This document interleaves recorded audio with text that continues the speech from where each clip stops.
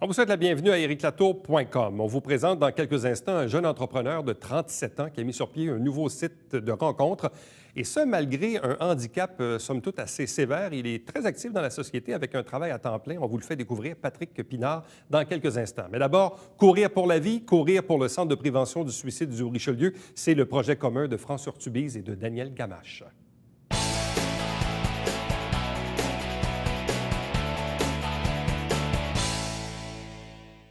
Vous l'avez peut-être vu à la une du Richelieu le mardi 1er mars dernier.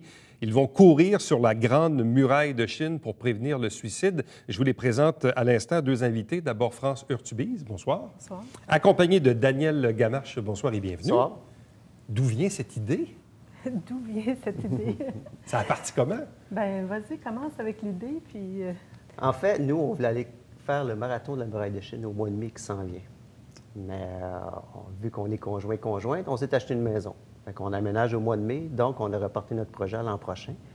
Puis pendant ce laps de temps-là, France, en fouillant sur Internet, elle a vu que Courir pour la vie offrait un voyage sur la Muraille de Chine. Bien, on pouvait courir 60 km au lieu d'en courir 10. Fait qu'on a décidé, en fin de compte, d'y aller avec Courir pour la vie. On a appelé Louis Vézina, on s'est renseigné qu'est-ce qu'il fallait faire. Puis au début, on avait un petit peu peur parce qu'il fallait ramasser comme 5 000 $ puis décider d'un centre de prévention du suicide. Fait qu'on a parlé avec lui, on a pensé à ça, on a parlé avec son garçon quand il est venu souper. Là, son garçon nous dit, c'est juste 250 personnes qui vont vous donner 20 $. Ça va vite. Oui. Puis vous avez Vu du comme temps ça, aussi on devant s'est vous. dit, Là. ouais, finalement, c'est pas si fou que ça. Fait que on embarque dans le projet, puis on se lance à fond. Puis on a commencé, puis ça a vraiment levé tout de suite en partant. On a commencé au mois de janvier à se dire, à lancer ça sur Facebook, à lancer l'invitation à nos amis comme quoi on embarquait dans ce défi-là. Puis de janvier à aujourd'hui, on a déjà ramassé un 2600, donc on a plus que 50 de notre objectif de ramasser. Fait qu'on est super contents. Mais à la base, donc, vous êtes des coureurs? On est des cyclistes à la base. Oui. OK, vous êtes des cyclistes à la base? On est des coureurs l'hiver quand ma fille va au karaté. Moi, je cours l'hiver. Puis ma conjointe, maintenant, elle court avec moi l'hiver. OK, donc on court l'hiver, on fait du vélo l'été. Et vous aviez donc ce projet-là de faire un marathon sur la muraille de Chine. Oui. Ça existe, ça. C'est une C'est ça, activité qui ouais. existe. Sauf que là, dans le fond, vous le jumelez à une activité qui est courir pour la vie. Oui. Comment est venu le choix de la cause? Vous avez fait le choix du Centre de prévention du suicide du Richelieu. En fait, c'est venu avec l'idée d'aller courir sur la muraille de Chine parce que Courir pour la vie lançait le défi d'aller courir sur la muraille de Chine et eux s'associent avec des centres de prévention du suicide pour ramasser des fonds pour les centres de prévention du suicide. Donc, par le fait même, on n'avait pas le choix de s'associer à cette cause-là, mais en même temps, bien, c'est une cause qui nous tient aussi à cœur. Donc, c'était jumeler les deux, le défi d'aller courir là-bas, puis le défi de ramasser de l'argent pour une bonne cause. Qu'est-ce que représente cette cause de la prévention du suicide, Daniel? En fait, je pense que c'est de montrer que le monde peut avoir des outils. Il y a du monde qui travaille. Si on a des problèmes, il y a des numéros de téléphone qu'on peut faire. On a des amis alentour de nous autres, si on a des faiblesses, qu'on peut aller leur parler.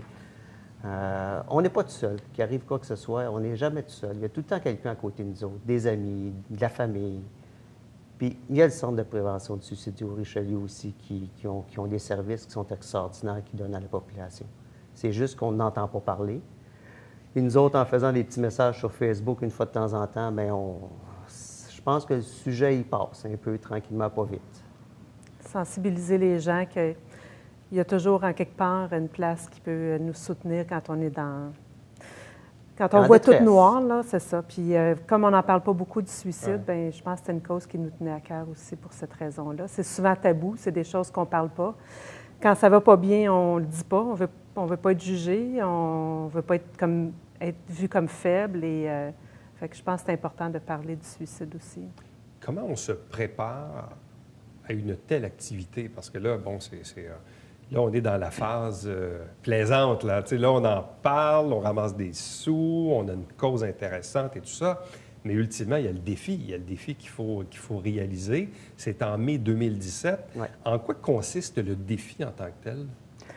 En fait, c'est sur un voyage de 11 jours. On a 4 journées de course de 15 à 20 km sur la muraille de Chine. partie rénovée et partie Désaffecté. désaffectée.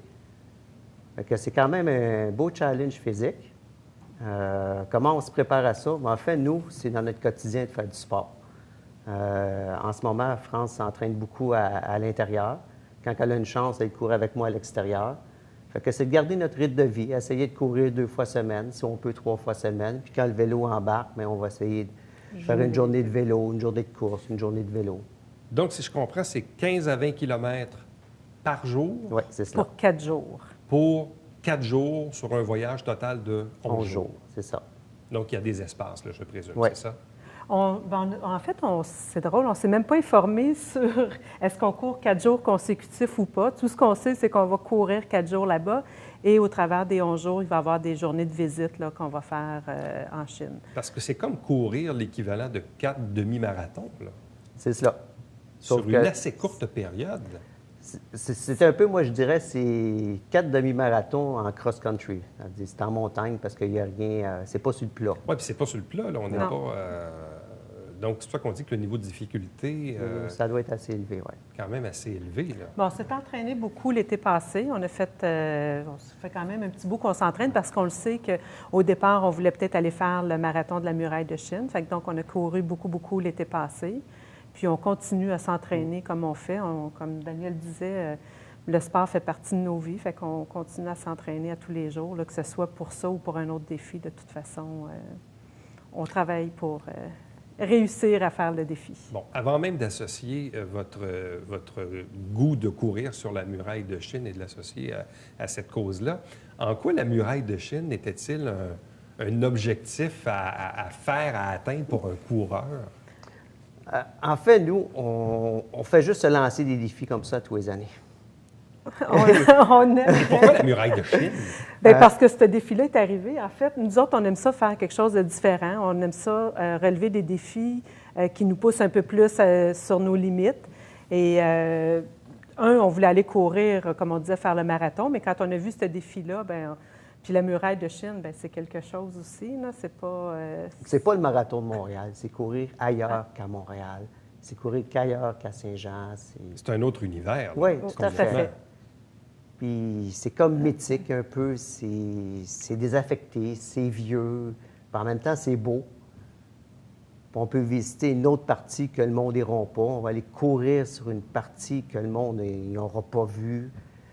Avant qu'on puisse plus aller courir sur la muraille, parce qu'un jour, elle s'effrite la muraille, s'effrite puis tranquillement. à un moment donné, peut-être qu'on ne pourra plus y aller. Donc, Et là, mais vous êtes combien dans ce défi-là avec Courir pour la vie, avec la Grande Muraille de Chine en mai 2017? Est-ce que vous êtes nombreux à participer? En fait, cette année, je crois que quand on était voir sur le site, on était 3 d'inscrits.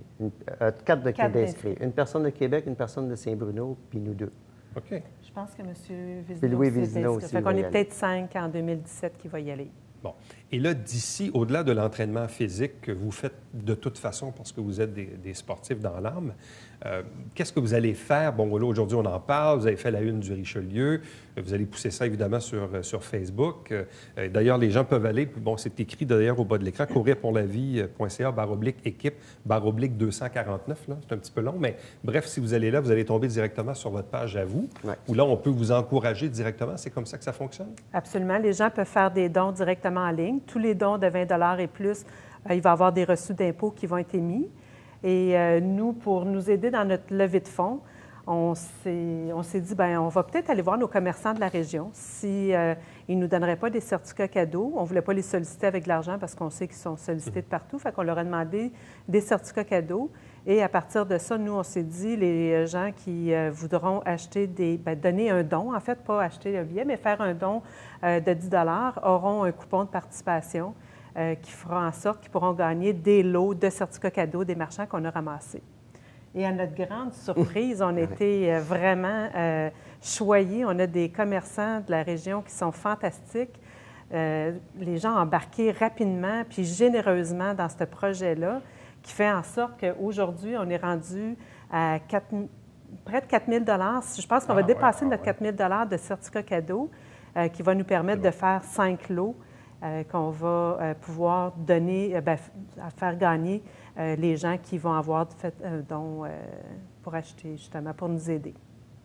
Donc, votre 5 000 vous allez le ramasser. Non, ça devrait Ben, être ça. Probablement, peut-être même un peu le Bien, dépasser. si on le dépasse, c'est ça, notre objectif de le dépasser, on va être super heureux. C'est sûr que l'objectif de l'atteindre, c'est fantastique, mais de pouvoir le dépasser pour une bonne cause comme ça, bien, on va être très, très, très heureux si on réussit à dépasser notre objectif. Quelles sont les réactions de vos parents, amis, collègues, je ne sais pas, comment les gens de votre entourage reçoivent un peu ce défi-là? Bien, en fait, que ce soit ma famille ou mes amis ou même les collègues de travail, ils disent c'est une fichue belle cause. Puis ils me disent tous c'est une cause qui est différente. Oui, qui est différente, oui. Fait qu'ils trouvent ça le fun, puis ils embarquent.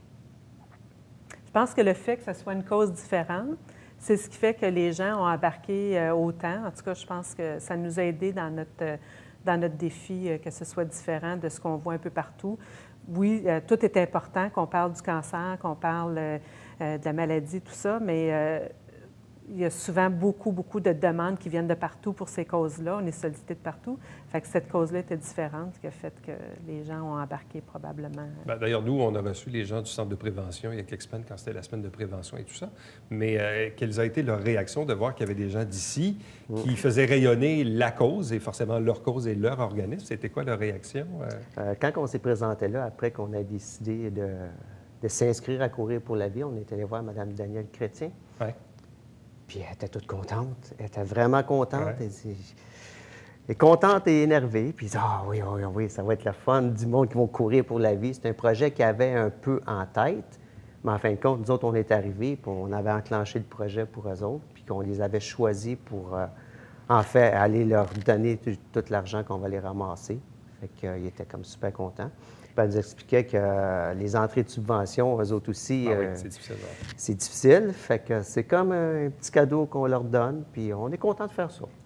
Donc, question de prévenir le suicide, de donner donc au Centre de prévention du suicide du Richelieu via l'activité Courir pour la vie. Vous avez donc les informations au bas de l'écran et d'encourager France et Daniel qui vont courir pour cette cause-là en mai 2017 sur la Grande Muraille de Chine, donc 15 à 20 kilomètres par jour pendant 4 jours sur un voyage de 11 jours. C'est dans un an. Vous allez sûrement ramener des belles photos. Oh oui! Ça devrait. Certainement. On vous souhaite la meilleure des chances, puis félicitations encore une fois. Bien, merci beaucoup. Restez avec nous, puisqu'au retour, on reçoit un jeune entrepreneur de 37 ans, pas comme les autres.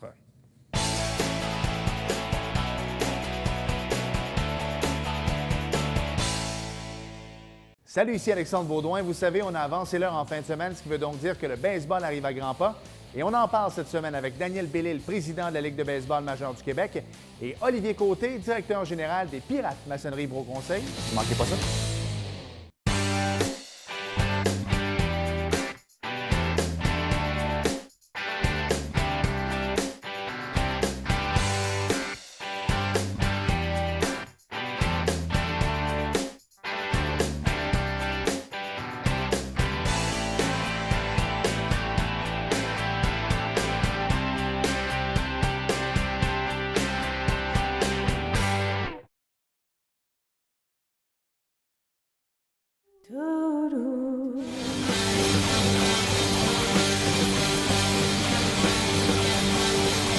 C'est normal aussi de vivre notre non-conformité individuellement quand on est seul, je veux dire, parce qu'en absence de normes.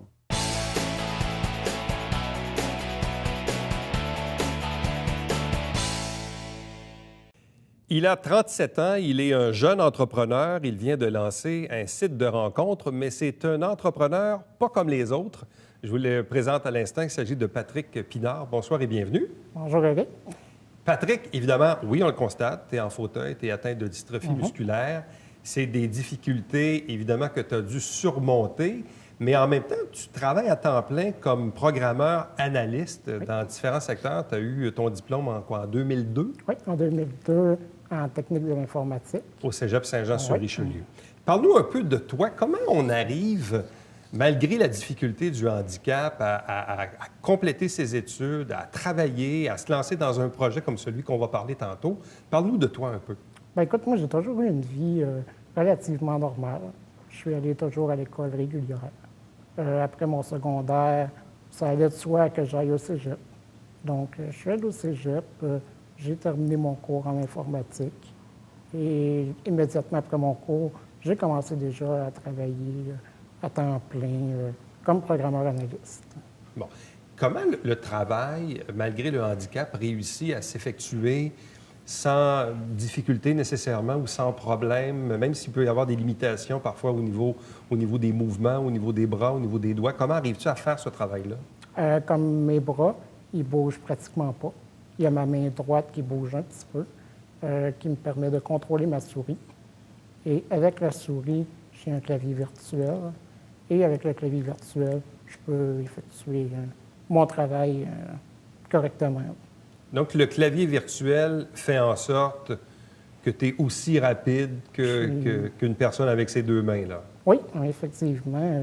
Ça surprend toujours un peu au début. Ouais. Les employeurs, quand ils me voyaient arriver, ils faisaient comme on était un peu sceptiques.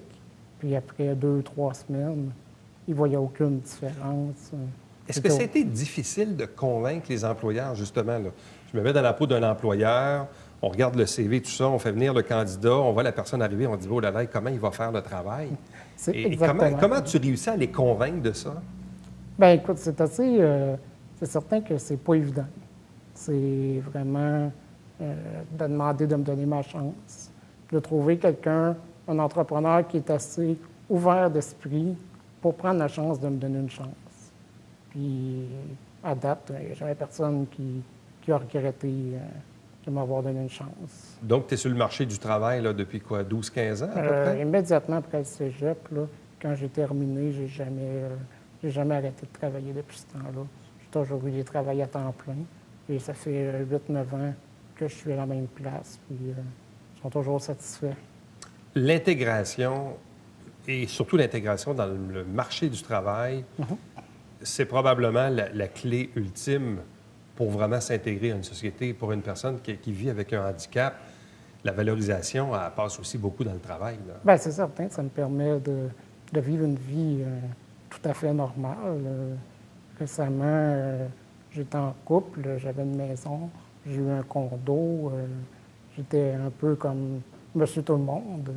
Là, je me levais le matin pour travailler, puis je faisais ma journée, puis on avait vraiment une vie normale. C'est certain que sans travail, j'aurais pas eu une vie comme ça, mais pour moi, ne pas travailler, c'est même pas une option. Moi, j'ai toujours voulu travailler, avoir une vie active.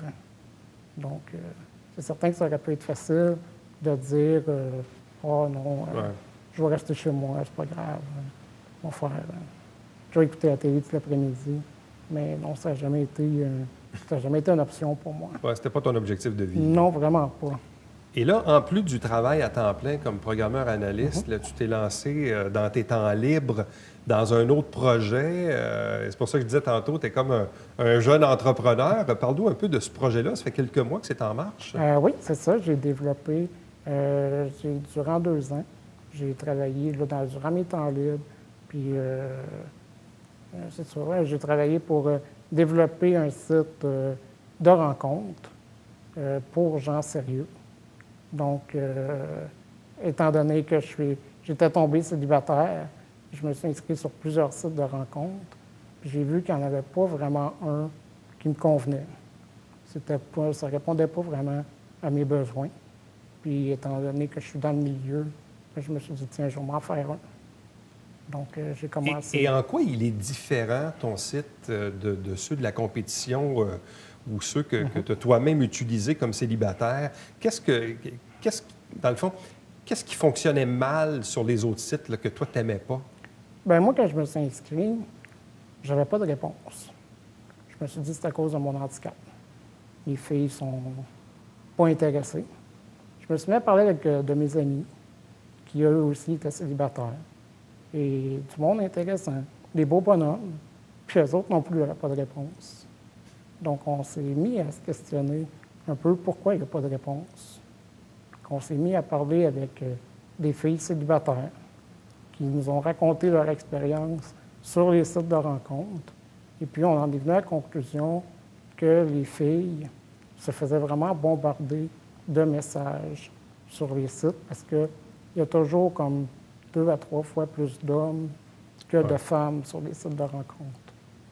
Donc, c'est une des raisons pour lesquelles ils ne répondent pas la personne, quand tu reçois 100 messages par jour, à un moment donné, tu décroches. Donc, nous, moi, mon site, il est gratuit pour les femmes et payant pour les hommes, ce qui équilibre un peu plus le ratio homme-femme et il y a beaucoup plus d'interactions.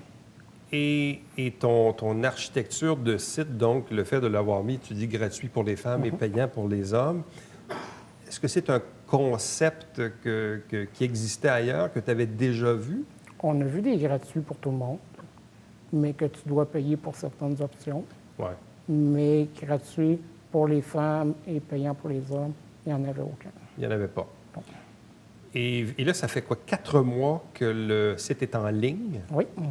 Et même quand on se promène sur le site, on peut voir d'ailleurs le nombre de femmes et le nombre d'hommes inscrits. Oui, c'est ça. Moi, je juge qu'on a un très bon ratio. C'est pratiquement 50-50. On a même souvent un petit peu plus de femmes que d'hommes. Donc, les femmes ne se font pas bombarder. Et on a comme un peu inversé les rôles, étant donné qu'il y a un peu plus de femmes, c'est plus les femmes qui vont vers les hommes. Donc, OK. ça a réglé, en quelque sorte, une problématique. Comment tu réussis le démarrage du site? Parce que là, ça fait 4 mois qu'il est en ligne. Tu as déjà 3000 personnes, à peu près, comme tu dis, moitié-moitié hommes-femmes, ou presque. Mais c'est sûr que dans les premiers jours ou les premières semaines, quelqu'un qui va sur un site de rencontre et dit, bon, ben là, il y a juste 10 membres sur son site, je suis pas sûr que ça va marcher fort, mon affaire. Comment tu réussis à le décoller, à le démarrer? Bien, au début, j'ai vraiment axé sur la publicité, sur les médias sociaux. Donc, on est allé avec la publicité ciblée sur les gens célibataires. Donc, j'ai vraiment, dans les premières journées, mis beaucoup d'efforts là-dessus pour essayer de faire monter ma clientèle le plus rapidement possible.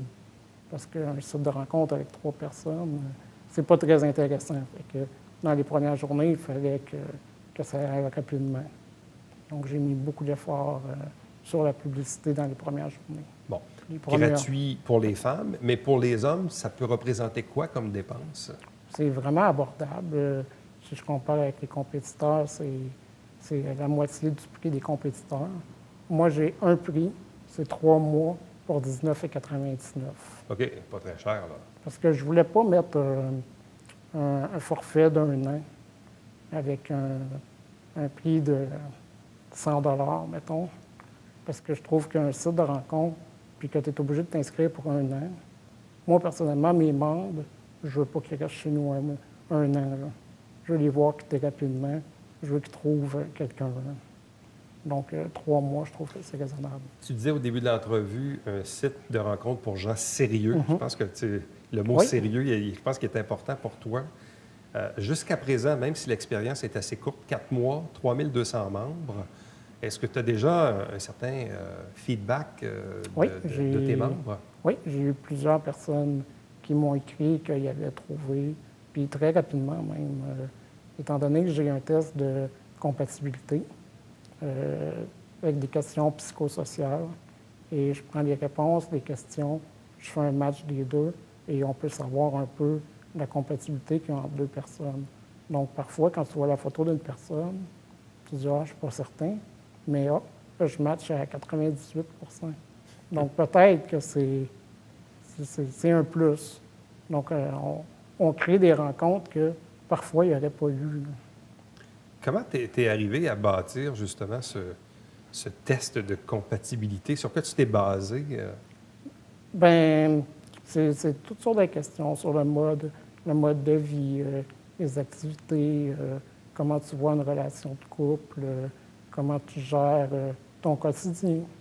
C'est vraiment des questions pour voir si tu es vraiment compatible avec l'autre personne. Bon. Là, tu dis, bon, tu fais ça évidemment dans tes temps libres.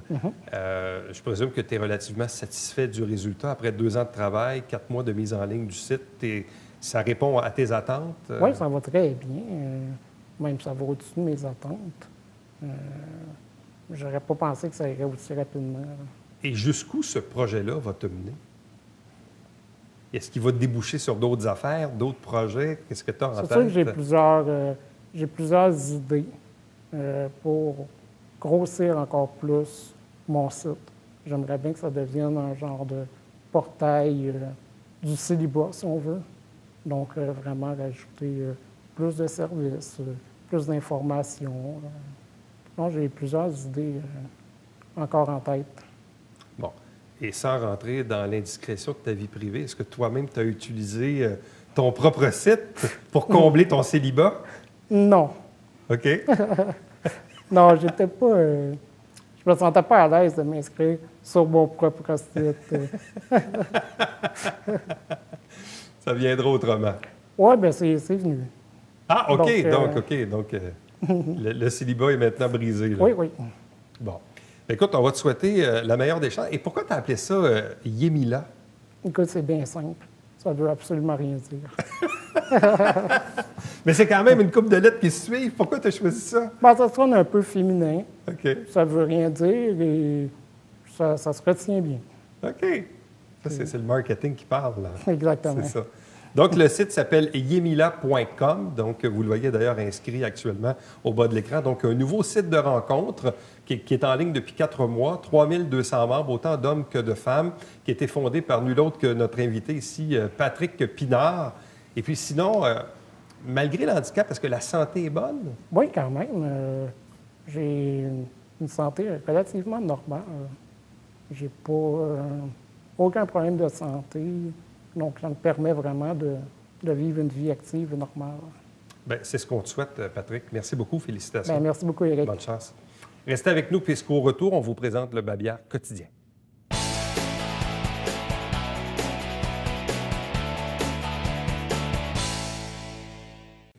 Les couleurs du 350e anniversaire de la ville de Saint-Jean-sur-Richelieu commencent à se faire voir. Il y a d'ailleurs 80 véhicules de la ville, des automobiles, des camions, des camionnettes, qui vont porter l'effigie, les couleurs du logo du 350e anniversaire. Chaque semaine, on vous présente des extraits du conseil de ville, le conseil municipal de Saint-Jean-sur-Richelieu. Vous avez l'horaire à l'écran. Il y a aussi chaque dimanche matin le télébingo avec 3 500 $ en prix. Il y a 30 dépositaires dans la région pour acheter vos livrets. Et pour me joindre entre-temps, Éric Latour en un mot à commercial tvhr9.com. À demain. Bye-bye.